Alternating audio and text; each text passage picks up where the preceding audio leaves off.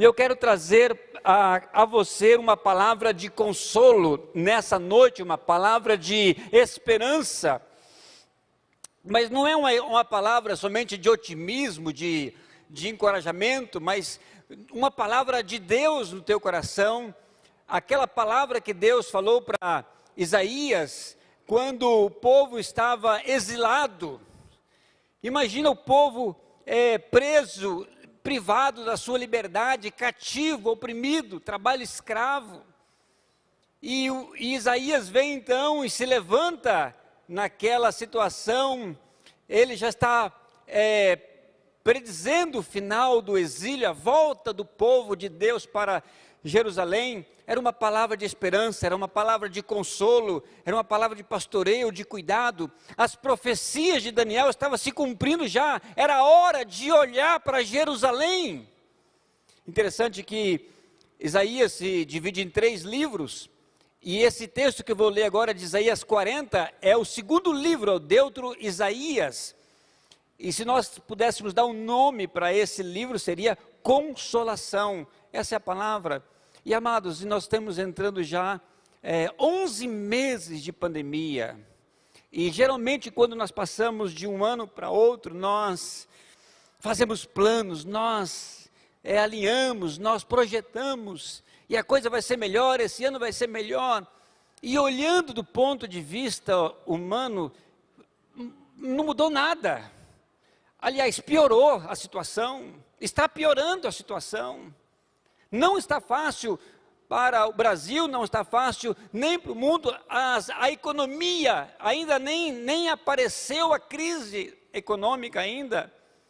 Mas nesse quadro, nesse cenário, no nome de Jesus eu quero trazer uma palavra no teu coração, falar que Deus está no controle de todas as coisas. Deus não perdeu o controle de nada. Deus absolutamente está controlando, e tudo está debaixo do controle da soberania de Deus. E esse texto foi escrito há 540 anos antes de Cristo. Interessante que Deus fala para Isaías, no comecinho do capítulo, ele fala assim: consolai, consolai o meu povo, diz o Senhor vosso Deus. E aí Deus fala para Isaías assim: falai ao coração do meu povo. Amados, nesse tempo nós precisamos de uma palavra no coração, nós precisamos de uma palavra espiritual, nós precisamos de uma palavra que venha de Deus para o nosso encontro, porque nós já oramos aqui pedindo o consolo do Espírito Santo, são famílias enlutadas. Semana passada eu estava fazendo um enterro de um irmão que nós estávamos orando, crendo que Deus ia fazer um milagre na vida dele, que Deus ia levantá-lo, né? E Deus o chamou à sua presença. São lutas. Tem um colega nosso, pastor Juan Goitia, pastor da primeira igreja batista de Cochabamba, que nós trabalhamos com ele ali quando éramos missionários. Toda a sua família está com Covid, amados, e agora mesmo, nesse exato momento, ó Deus, ele precisa de um milagre.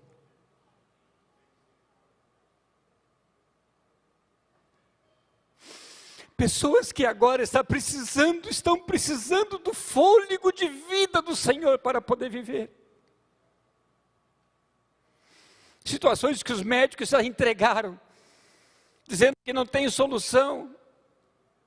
Vamos esperar para ver se Deus faz alguma coisa. É nesse contexto que nós queremos dizer que Deus está no controle. Deus está no controle de todas as coisas. Eu quero que você abra a sua Bíblia aí, Isaías 40, vamos ler dos versículos 12 até o versículo 31.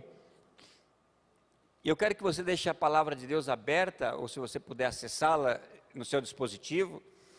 E eu quero que você vá escrevendo também, se tiver uma caneta, escreve no teu celular aquilo que Deus está falando no teu coração, porque isso é muito importante a gente anotar, escrever, porque depois, pode ser que agora Deus fale conosco, pode ser que Deus não fale, não tenha o menor sentido o que eu estou falando, mas amanhã, na segunda, na terça-feira, isso vai fazer sentido para você, e você ter anotado lá aquilo que Deus falou, aquilo que Deus está falando nesse exato momento, e de maneira muito particular a você.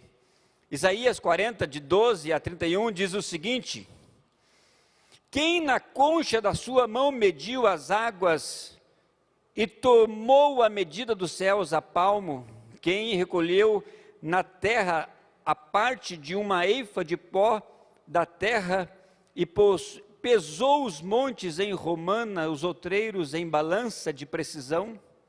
Quem guiou o Espírito do Senhor, ou como o seu conselheiro o ensinou? Quem tomou ele conselho para que desse compreensão? Quem instruiu na vereda do juízo e lhe ensinou a sabedoria e lhe mostrou o caminho do entendimento? Eis que as nações são consideradas por ele como um pingo que cai de um balde, como um grão de pó na balança. As ilhas são como pó fino que se levanta. Nem todo o Líbano basta para queimar, nem os seus animais para um holocausto. Todas as nações são perante ele como coisa que não é nada. Ele as considera menos que nada, um vácuo. Quem comparareis a Deus, ou coisa semelhante confrontareis com ele? O artífice funde a imagem, o ourives cobre com ouro e cadeias de prata forja para ela. O sacerdote idólatra escolhe a madeira que não se corrompe. Busca um artífice perito para assentar uma imagem esculpida que não oscile. Acaso não sabeis, porventura não ouvis? Não vos tem sido anunciado desde o princípio, ou não atentaste para os fundamentos da terra? Ele é que está assentado sobre a redondeza da terra, cujos moradores são como gafanhotos. É ele quem estende os céus como cortina e o desenrola como tenda para neles habitar. É ele quem reduz a nada os príncipes e torna a nulidade dos juízes da terra. Mal foram plantados e semeados, mal se arraigou na terra o seu tronco, e já se secam quando um sopro passa por eles, e uma tempestade os leva como palha. A quem, pois, me comparareis para que eu lhe seja igual, diz o Santo? Levantai os altos os vossos olhos e vede, quem criou estas coisas? Aquele que faz sair o seu exército de estrelas, todas bem contadas, as quais ele chama pelo nome, por ser ele grande em força e forte em poder, nenhuma só vem a faltar. Porque dizes, ó Jacó, e falas, ó Israel, o meu caminho está encoberto ao Senhor, o meu direito passa desapercebido ao meu Deus? Não sabes, não ouviste o eterno Deus, o Senhor, o Criador dos fins da terra, não se cansa nem se fatiga, e não se pode esquadrinhar o seu entendimento? Faz forte ao cansado, multiplica as forças aos que não têm nenhum vigor. Os jovens se cansam e se fatigam, os moços de exaustos caem, mas os que esperam no Senhor renovam as suas forças, sobe com asas como águia, correm e não se cansam, caminham e não se fatigam. Assim diz o Senhor, amém? Você pode dar um glória a Deus pela palavra do Senhor? Você pode aplaudir o Senhor? Aplauda o Senhor pela palavra dEle. Deus é poderoso, esse é o nosso Deus. Esse é o nosso Deus. Esse é o nosso Deus. Nós podemos fechar a palavra e falar, Senhor, sela essa palavra. Aplica agora, Espírito Santo, essa palavra em nossos corações, no nome de Jesus. É essa palavra de esperança que Deus deu a Israel, que Deus trouxe para mim, quando eu ainda estava em janeiro de férias, meditando na minha devocional, e Deus falou assim, que esse ano de 2021 será um ano ainda muito difícil, muito difícil. Não vai ser fácil. Mas nós temos que saber que Deus está no controle de todas as coisas. A esperança não é a ausência de problemas, é saber que Deus está conosco. Vida abundante não significa que nós vamos passar dificuldade ou estamos isentos das lutas e dos problemas.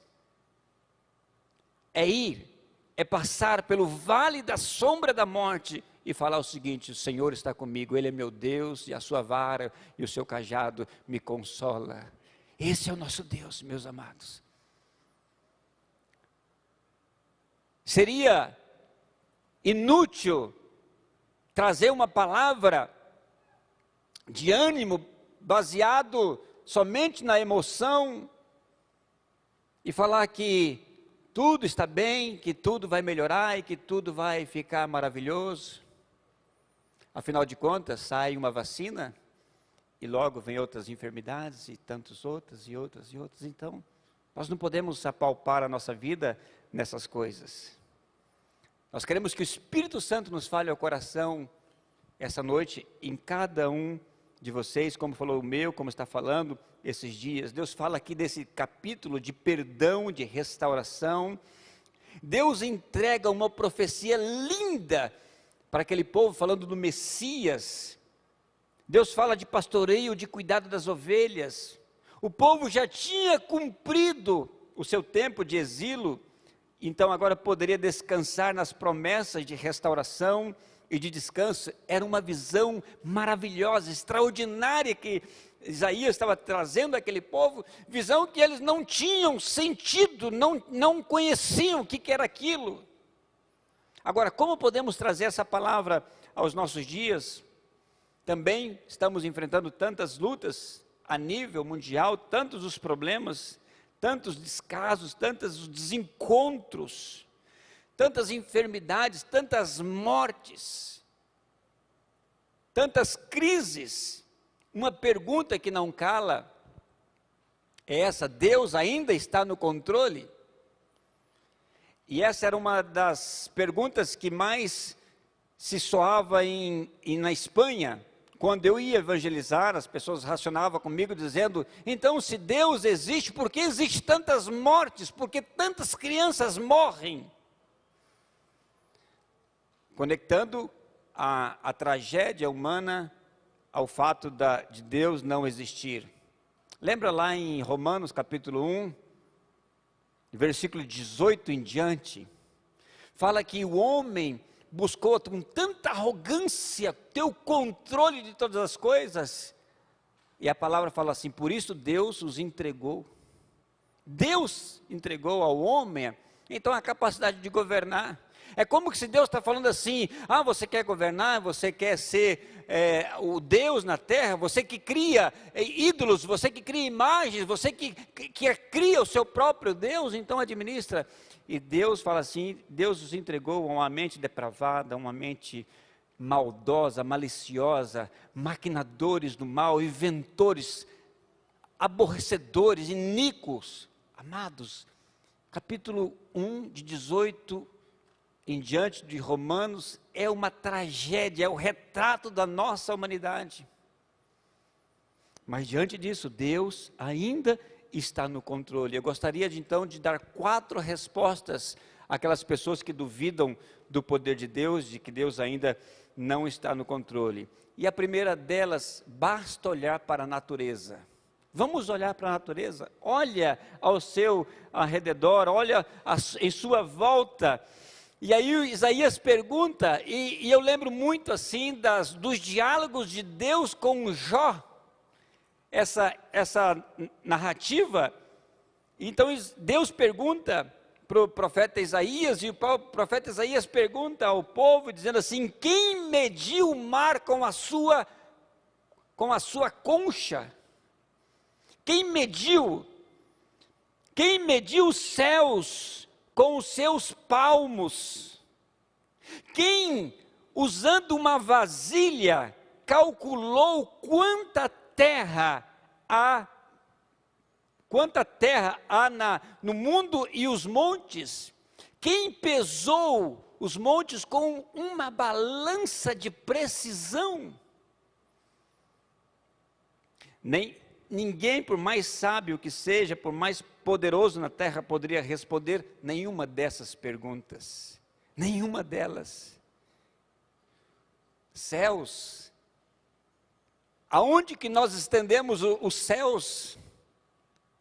O céu se limita à nossa Via Láctea. E não se pode nenhum homem conseguiu medir os céus e simplesmente Deus com o seu palmo mediu todo o céu. Que coisa poderosa, que tremendo.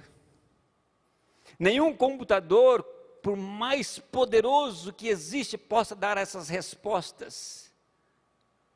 Interessante que Isaías usa uma linguagem antropomórfica que diz assim que ele, Deus está sentado sobre a redondeza da terra. Deus está sentado sobre o círculo da terra. Eu pergunto, quanto tempo a terra é redonda?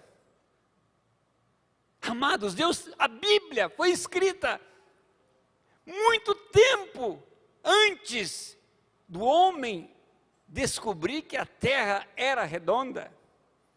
Pitágoras, nos 6 séculos antes de Cristo, Pitágoras concluiu que a terra era redonda, baseado na lua e no sol. Então ele levou a uma conclusão: se a lua é redonda, então o sol é redondo, então a terra também é redonda. E Aristóteles, 2 séculos depois, disse que a terra possivelmente era redonda. E lá na Espanha, onde nós morávamos, em Huelva, tem um museu, porque de lá que saíram as caravelas para as Américas. E lá tem uma réplica das caravelas Pinta, Ninha e Santa Maria.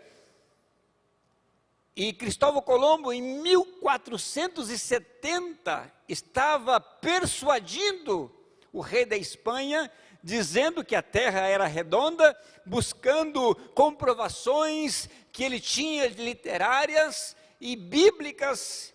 E ele partiu de Rábida, no sul da Espanha, perto de Huelva, saindo para as Índias, concluindo certeza que a terra era redonda. E 540 antes de Cristo, Isaías estava dizendo: e Deus está sentado sobre o círculo da terra. Você pode aplaudir esse Deus? Deus está no controle de todas as coisas. Deus está no controle.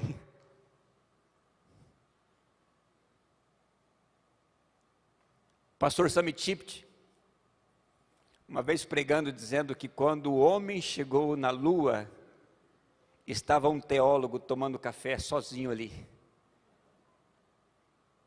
Porque quem lê a Bíblia já sabia que a terra era redonda. Interessante que Deus fala para Isaías, Isaías transmite ao povo, e Deus fala assim: levante alto os vossos olhos e veja quem criou todas essas coisas. Aquele que faz sair um exército de estrelas. E ele conta uma por uma e a chama pelo seu nome. E ele conclui falando assim: e não deixou faltar nenhuma. Quantas estrelas nós temos? Quantas estrelas nós temos, irmãos? Somente na nossa Via Láctea temos mais de 400 bilhões de estrelas. E Deus conhece uma a uma e vai sair e chama pelo seu nome. Aleluias! Esse é o Deus que nós servimos. Esse é o Deus que está no controle de todas as coisas. Não é uma pandemia, não é uma crise econômica, não é um desajuste de governos, não é nada foge ao seu controle. Somente olhar para a nossa natureza. Com tanta tecnologia, com tanta inteligência do homem, mas o homem é incapaz de fazer germinar uma semente. Dar vida, o homem não pode.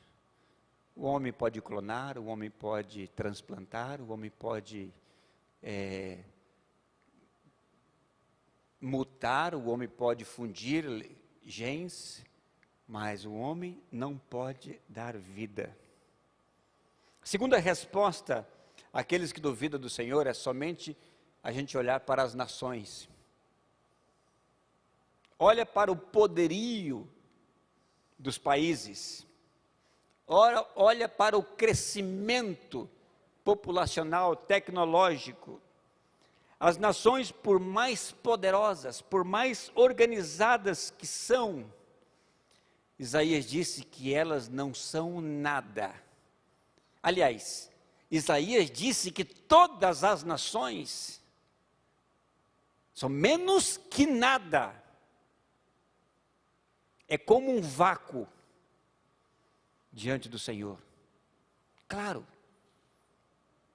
o mundo é um ponto diante do universo.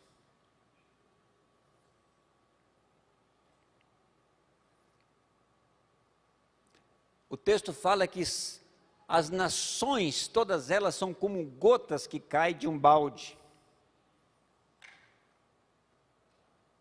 E aí o texto fala também que nós somos como poeira de um pó, em uma balança de precisão.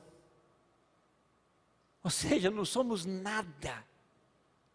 E por que as pessoas se aferram, se agarram umas nas outras, nos políticos, nos governos, nas nações, estão se debatendo daqui para lá?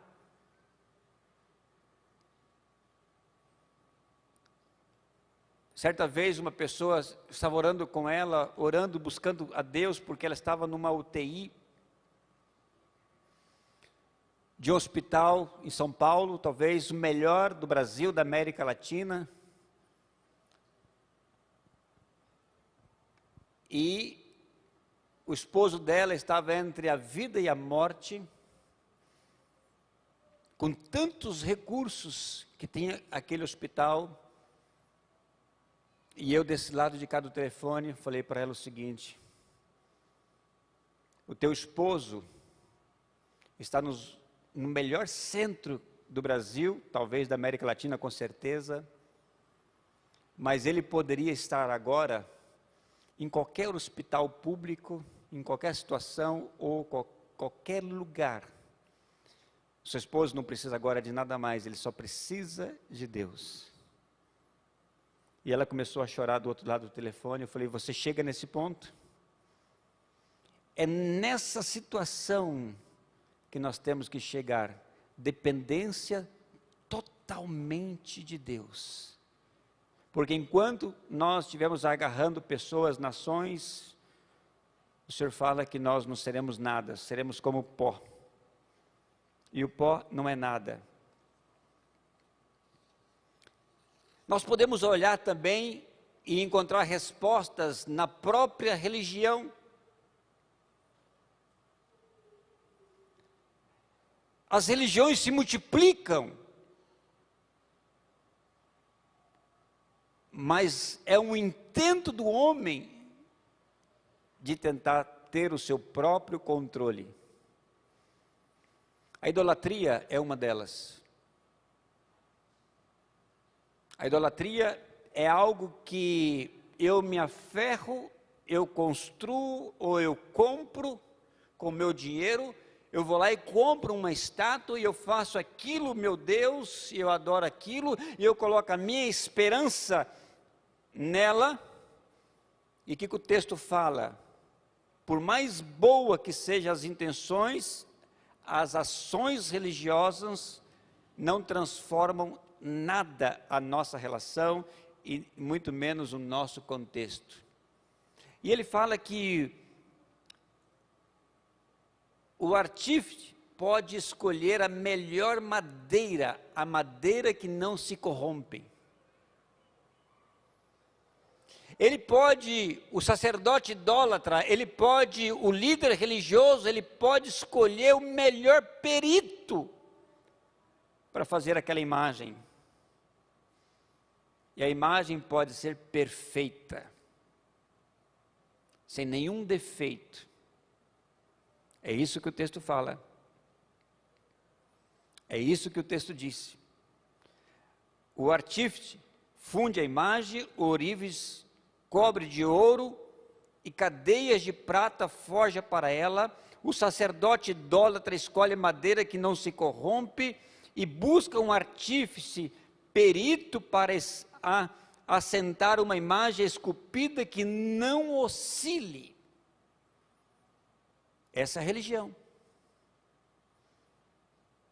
Salmo 115, de 1 a 8, fala: não a nós, Senhor, não a nós, mas o teu nome da glória, por amor da tua misericórdia e da tua fidelidade, porque as nações dizem: onde está o Deus deles? É como que se estivesse perguntando: o nosso Deus está no controle? Quem é que está no controle? Aonde está o Deus deles?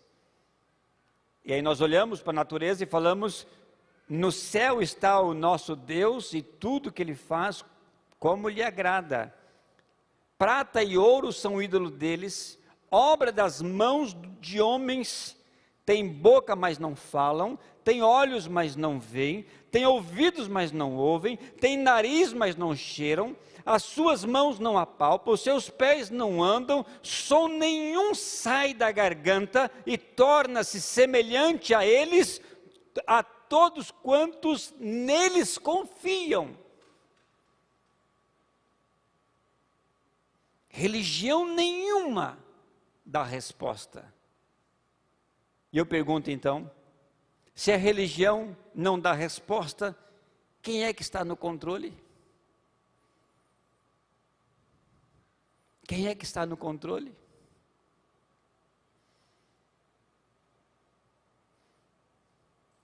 E eu tenho a sensação que nós temos muitos religiosos dentro de nossas igrejas evangélicas.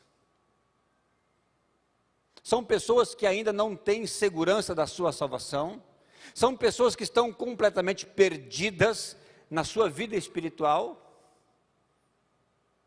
Vem aqui como um ritual, até oferta para poder cumprir com o rito religioso,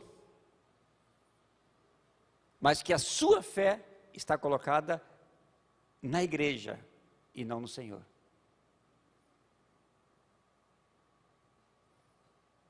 Eu pergunto então, quem está no controle? Se a gente for bem sincero com o que está acontecendo em nossa volta, nós podemos ficar meio perdidos. Tantas as lutas, tantos os problemas, que aí nós até duvidamos de quem está no controle. Pessoas que têm boa intenção e falam assim: pastor, eu busco, mas parece que toda vez que eu busco, são mais problemas e mais lutas e mais dificuldades. Pessoas que colocam a sua esperança em homens e se decepcionam, se frustram. Pessoas que abandonam a fé por causa de qualquer situação familiar. Pessoas que optam a falar assim: não, eu busco a Deus da minha forma, eu não preciso de igreja. Talvez você conheça pessoa que fala assim: não, eu não preciso de igreja, eu faço a minha religião, faço a minha fé, eu oro, eu busco, eu não preciso de igreja. Se nós não precisássemos de igreja, Jesus não teria morrido por ela. Jesus não teria falado: eu sou cabeça da igreja. São situações que às vezes nós encontramos, pessoas pulando de igreja, vai daqui, vai para lá. Ah, tem problema aqui, eu vou para outra igreja, como que se lá não tivesse nenhum problema. Ela fica na outra igreja até se decepcionar com alguém, e de lá ela vai mudar para outra, e outra, e outra.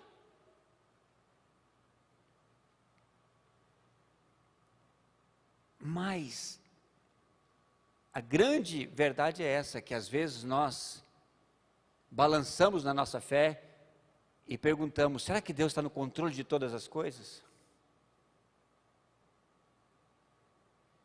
E foi exatamente isso que o povo perguntou.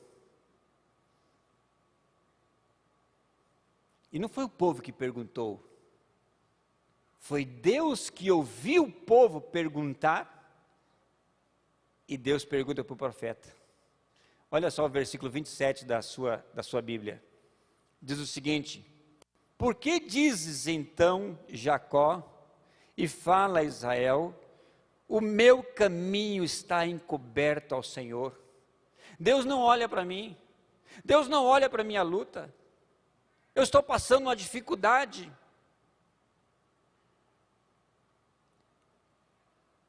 O meu direito passa desapercebido ao meu Deus? Por que que o meu direito passa desapercebido diante de Deus? São perguntas que não calam. Eu fui chamado para conversar com uma pessoa nessa época de pandemia. Ela estava decepcionada com Deus. E eu sabia o motivo, porque a sua mãe veio falecer por causa do Covid. E quando ela estava internada e quando ela estava entubada, pessoas com boas intenções chegavam e diziam que ela iria curar. E outras desavisadas, não autorizadas, chegavam e falavam assim: Deus falou para mim que a sua mãe vai viver, que a sua mãe vai sarar. E orando, e todo mundo orando, e nós orando, de repente, Deus a chama à sua presença. E ela então estava decepcionada com Deus. E o esposo dela me chamou e falou: pastor, conversa com ela. Pastor, mas vai com calma, porque ela está muito brava com Deus. E eu falei: não, mas vamos conversar, vamos orar. Cheguei para ela, coloquei a mão no ombro dela. Falei: como é que você está? Ela falou: eu estou mal, pastor. Eu estou muito decepcionada com Deus, eu estou frustrada com Deus. Eu falei: mas por quê? Porque Deus usou muitas pessoas para falar comigo, dizendo que a minha mãe iria curar e que aquela enfermidade não era para a morte. E eu perguntei para ela assim: mas foi Deus quem falou com você? Não, mas foram pessoas que falaram. Eu falei: então não foi Deus que falou com você? Deus te visitou, Deus usou a palavra para falar com você que Ele iria levantar a sua mãe? Foi Deus que falou isso para você? Ela falou assim: não. Então pessoas falham. Então a sua frustração tem que ser com as pessoas, e não com Deus. Mas essa pergunta, ela não cala. Por que que o meu caminho está encoberto diante do Senhor? Por que que o meu direito, Deus não olha para o meu direito? Eu posso fazer essa pergunta de outra maneira. Eu posso fazer essa pergunta, transformá-la em uma afirmação, dizendo assim: Senhor, mas isso é injusto. E toda vez que eu chego a falar que isso não é justo, eu estou dizendo que Deus não olha para o meu direito, que o meu caminho está encoberto. Agora, se as nações, todas elas são como poeira num pó de uma balança de precisão, então quem que eu sou diante disso? E quem sou eu para falar que Deus foi injusto comigo? Que Deus não olha para o meu caminho? Então, meus amados, eu gostaria nessa noite de que nós pudéssemos encontrar essa resposta somente em Deus. Nós já olhamos para a natureza, já olhamos para as nações, já olhamos para as religiões, então eu te convido então a encontrar essa resposta somente em Deus.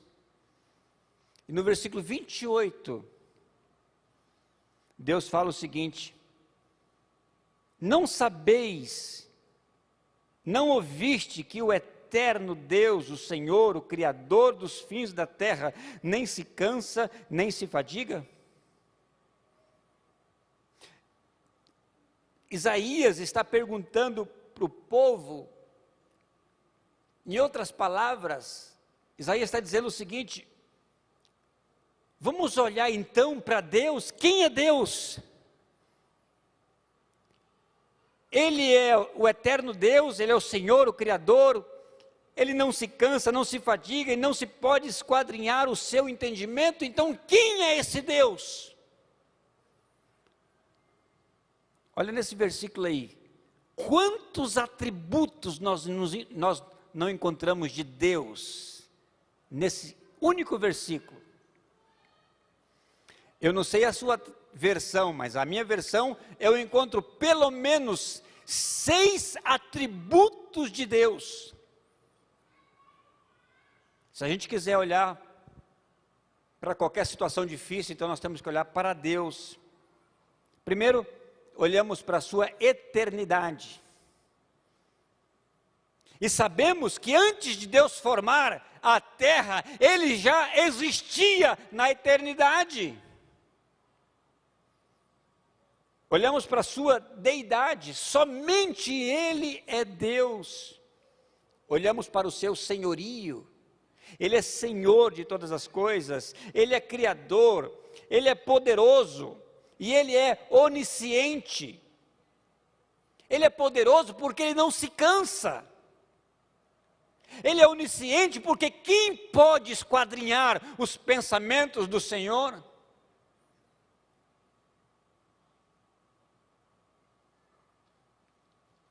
Eu pergunto para você nessa noite, você quer um conselho então? Tem um ditado que fala que se conselho fosse bom, não daria, se vendia, né? Um dia uma pessoa me chamou para ir numa palestra, eu achei muito interessante, eu fui com ele nessa palestra porque em consideração a ele, cheguei lá, a pessoa estava dando a palestra de como ser rico, mas no final ele estava vendendo um livro. Falei, porque se ele não vender livro, ele não vai conseguir o dinheiro dele. Então, se conselho fosse bom, a gente não daria, venderia, né? Mas quer um conselho? Não olha para ninguém. Não coloca a sua fé em ninguém. Mas em ninguém. Porque se você colocar a sua esperança em outro, você pode falhar, a pessoa pode falhar, você pode se frustrar. Você coloca em empregos, o que é hoje não é amanhã. O que é estável nesse mundo?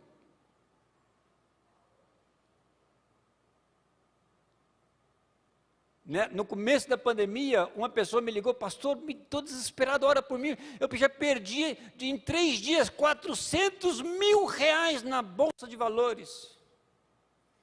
Estava desesperado. Pessoas colocam esperança no emprego, numa estabilidade. Às vezes as pessoas colocam a esperança na aposentadoria. E são tantas coisas que nós podemos colocar a nossa esperança. Agora, nós temos que olhar somente para Deus, somente nele nós encontraremos todas as respostas que nós precisamos. Somente em Deus. Somente em Deus nós temos uma caminhada onde nós não vamos cansar, nós seremos renovados. somente nele nós teremos uma caminhada aonde nós vamos cansar, mas seremos renovados. Nós vamos correr, nós podemos até cair de exaustão, mas o segredo para viver bem está no versículo 31, sublinhe ele aí na sua Bíblia. Mas o que esperam no Senhor renovam as suas forças, sobe como asas, como águia, correm e não se cansam, caminham e não se fadigam. Então, meus amados, esperar é permanecer em Cristo, sabendo que Ele é a videira. E aí nós encontramos 4 benefícios para quem coloca a sua esperança no Senhor. Quem reconhece que Deus está no controle de todas as coisas, essas pessoas voam, conquistam, correm e vencem na vida. Amém? Que Deus aplique essa palavra no seu coração.